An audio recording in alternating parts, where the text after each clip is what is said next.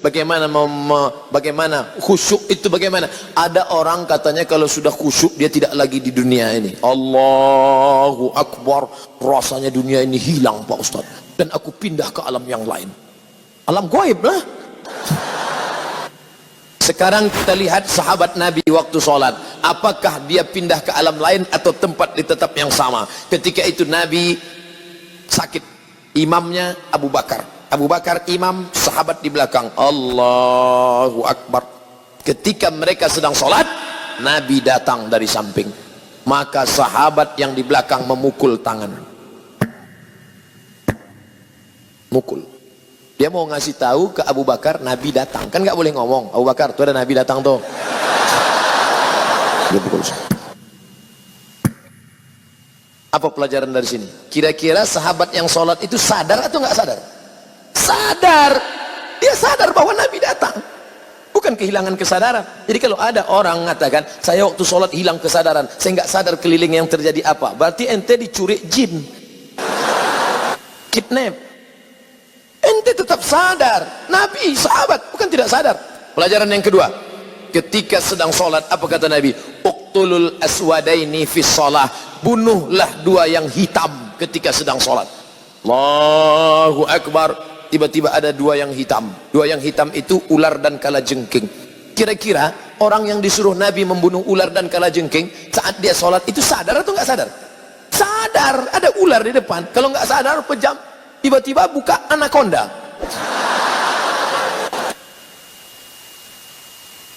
Tiga, ketika sedang sholat tidak ada orang boleh lewat di depan. Kalau ada orang yang lewat depan, dia ginikan tangan. Lebih baik tegak 40 tahun menunggu selesai sholat daripada dia lewat. Maka kalau ada yang lewat, ginikan tangan. Kira-kira orang yang sholat, ada orang lalu di depannya, dia sadar atau nggak sadar ada orang lalu? Sadar, maka dia ulurkan. Kalau dia ngaji, dia paham, ini berhenti. Tapi kalau ini yang nggak ngerti, begitu kita ulurkan, sehat Ustaz. Siapa yang ngajak salaman? Orang lurus kok. Kesimpulannya, bahwa orang yang sedang sholat itu sadar. Hanya saja dia pikirannya tidak kemana-mana. Bagaimana cara khusyuk itu Pak Ustaz? 5 langkah kata Syekh Ali Tontowi. Yang pertama, dari mulai mendengar azan jangan ngomong. Allahu Akbar, Allahu Akbar, Allahu Akbar, Allahu Akbar, hayya 'alas shalah, la haula wala quwata. Jangan ngomong. Makanya nanti kalau ada kawan di sebelah ngomong, bro gimana kabarnya nanti? Allahu Akbar, Allahu Akbar. Kabarnya kemarin di internet itu kan isu Sianus, la haula wala quwata illa billah. Nah, lalu kemudian tutup dengan doa wasilah. Allahumma rabb hadhihi da'wati tammati wa salatil qa'imah ati sayyidina Muhammadan lil wasiyatil fadilah wa syarafa darajatil 'aliyatir rafi'ah wa ba'athu Allahumma maqama mahmudan alladhi wa'adta innaka la tukhliful mi'ad. 2, ketika berwudu enggak boleh ngobrol. Ambil air, masuk. Yang ngobrol, ini saya lihat banyak yang sedang ambil wudu ngobrol. Kan gua udah ngomong kemarin. Jangan, tapi lu nggak peduli sih. Nggak boleh ngomong.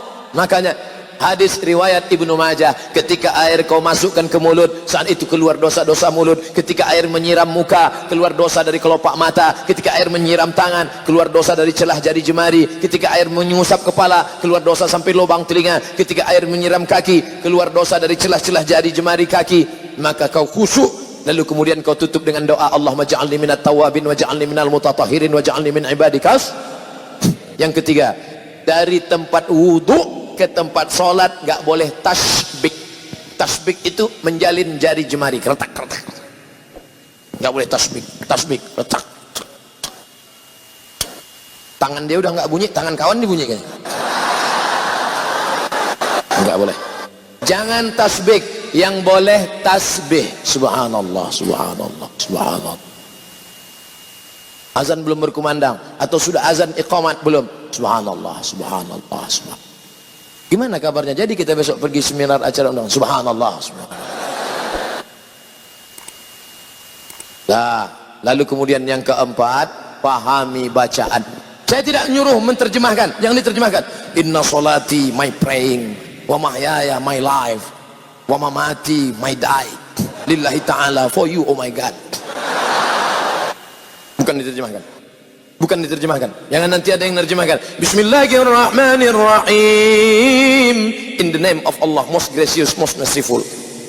Tidak perlu kau terjemahkan. Yang penting kau paham saja, connect maknanya. Sama seperti ngomong bahasa Jawa. Saya bukan orang Jawa, saya orang Melayu dari Sumatera. Tapi ketika saya bahasa Jawa, saya tidak perlu terjemahkan. Pripun kapari Pak Apis uang perang-perang dino ora teko kene. Enggak perlu diterjemahkan. Ngapa diterjemahkan? Yang penting paham. Jangan terjemahkan. Allahu akbar kabira walhamdulillahi katsira wa subhanallahi bukratan wa asila wajjahtu wajhiya lilladzi fatara as-samawati wal arda hanifan musliman wa ma ana minal musyrikin inna salati. Mata melihat tempat sujud. Makanya jangan mata, apalagi di masjid ini, mata kalau jalatan, wah keramik, wah ini mahal ini, wah apa ini, apalagi nanti sholat zuhur, ini belum dibuka, melihat, wah Ustadz somat sama Ustadz, wah ada pahit tren. Oleh sebab itu maka ini bahaya, makanya mata biar sana. Makanya kalau sholat ke masjid jangan pakai baju yang ada tulisan-tulisan. Ini sudah terlambat datang hari Jumat, khotib naik pakai baju tulisan, tulis ini. Emang masalah buat lo? Gimana orang mau sholat? Nah, jangan pakai tulisan. Ibu, kalau pakai mukena jangan yang terlalu rame. Ini mukenanya semua bunga, bunga matahari, bunga kenanga, bunga kemboja, bunga tai ayam, ada semua di sini. Ada teman yang sholat di belakang lihat, di mana belinya ini ya? Kira-kira harganya berapa nih ya? Ini benangnya katun Jepang atau Korea ini? Nah, lalu kemudian di mana sebenarnya letak kata itu di mana? Innal kalama la fil fuadi wa innama ju'ilal lisanu 'alal fuadi dalila. Letak kata-kata itu di dalam hati, tak berbunyi, tak bersuara, tak berhuruf, tak bertinta, tapi kemudian diciptakan lidah untuk mewakili. Konekkan antara lidahmu dengan hatimu. Allah. Makanya dalam mazhab Syafi'i, mulut menyebut Allah, hati mengisi qasad ta'arad ta'yin. Salatnya salat apa? Salat zuhur. Berapa rakaat? 4 rakaat. Jadi imam apa jadi makmum? Jadi makmum. Ada apa qada? Ada. Allahu akbar. Mulutnya menyebut Allahu akbar, tapi hatinya menyatakan ini salat zuhur 4 rakaat, jadi makmum adaan lillahi ta'ala. Allahu akbar. Mulut menyebut bismillah, hati juga konek. Bismillahirrahmanirrahim. Alhamdulillahirabbil alamin. Ar-Rahmanir-Rahim. Makanya Nabi kalau sholat itu mulutnya bergerak. Ya Khabbab, Khabbab. Nabi kalau sholat mulutnya bergerak atau diam saja? Kata Khabbab, Nabi waktu sholat mulutnya bergerak. Dari mana kamu tahu Nabi mulutnya bergerak? Bittirabi lihyati. Saya lihat jenggotnya bergerak, bergoyang. Ini sekarang ada orang yang sholat mulutnya diam aja.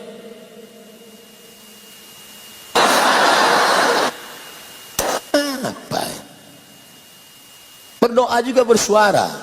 Ud'u rabbakum, bersuara, lirih, mulut bergerak. Ya Allah, tolong aku ya Allah, tolong anak-anakku ya Allah. Ini ada orang berdoa mulutnya diam ya. Rasanya tak perlu kusebutkan satu persatu, karena aku yakin kau tahu yang ku mau. Ustaz tolong jelaskan makna. Sudah. Apa hukum musik? Buka, pertama syaratnya beli 4 GB. Setelah itu tulis di www.youtube.com. Kau mau tanya tentang apa? Kredit, Somat kredit. Tanya tentang apa? Tentang musik, Somat musik. Tanya tentang apa? Politik, Somat politik. Pokoknya apa saja kau tulis itu. Somat LGBT, Somat narkoba. Enter, dapat video-videonya insyaallah. Sudah saya enter kok enggak nyala videonya Pak Ustadz, paket habis. Nah, tapi karena kau tanya saya jawab juga. Apa hukum musik dalam syariat Islam? Musik yang boleh solawat. Barakallahu lakuma wa baraka alaikuma wa jama'a bainakuma. Boleh. Itu kan doa untuk orang menikah, enggak salah. Atau lagu yang mengingatkan mati. Mati. Na, na, na, na, na, na. Untuk yang anak-anak muda. Kalau untuk yang emak-emak, bila Israel datang memanggil, jasad terbujur di pembaringan. Tapi lagu itu jangan dinyanyikan waktu acara pesta nikah. Berikut ini mari kita dengarkan satu lantunan lagu yang disampaikan oleh ibu-ibu dari majelis pengajian. Sekujur tubuh akan menggigil, sekujur badan kan kedinginan. Pengantinnya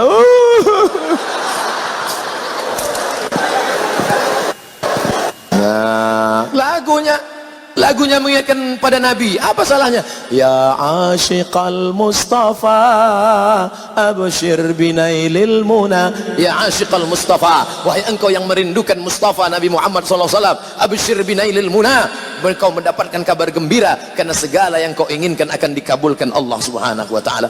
Apa salahnya? Maulaya salli wa sallim daiman abada ala habibika khairil khalqi kullihim. Ibu-ibu yang sedang hamil sambil baca selawat. Maulaya salli wa sallim daiman abada. Anaknya tenang, suaminya tenang. Ini enggak, sambil masak. Atau suami di belakang. Lahir anak, siapa namanya? Amitabh Bachchan.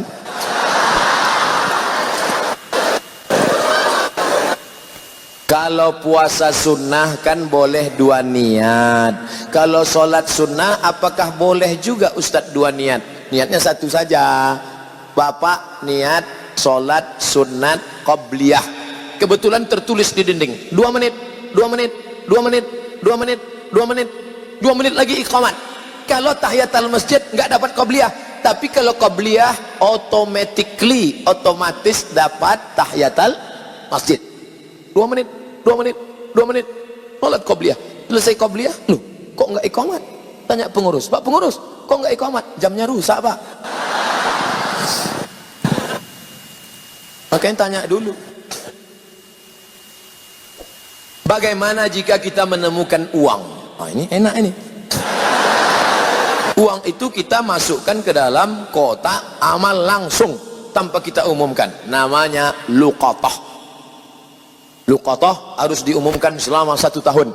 Kalau selama 1 tahun tidak ada pemiliknya, itu milikmu. Makanya selama setahun itu kau berdoa supaya tidak datang pemiliknya.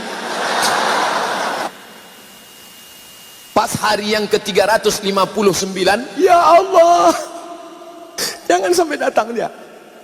Pagi 360 dia pun datang. Kiamat sudah terjadi, saudaraku.